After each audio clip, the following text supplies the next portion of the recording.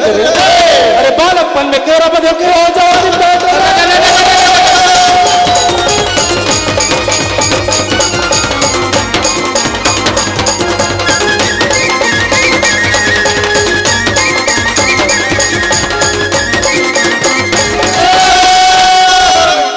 एक दल रेंगे हाथी घोड़ा संगी और एक दल रेंगे ऊंट रे, एक दल रेंगे मोर रंग झरोखा के चमके चारों फूट।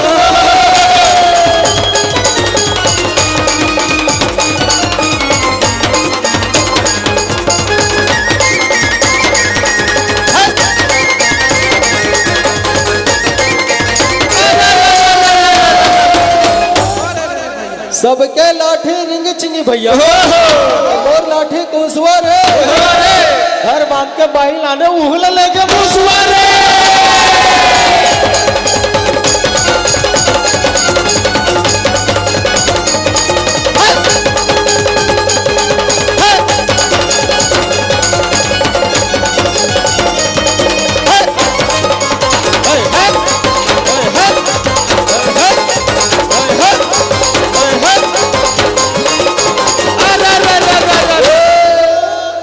सावन में सवन हिर सुवना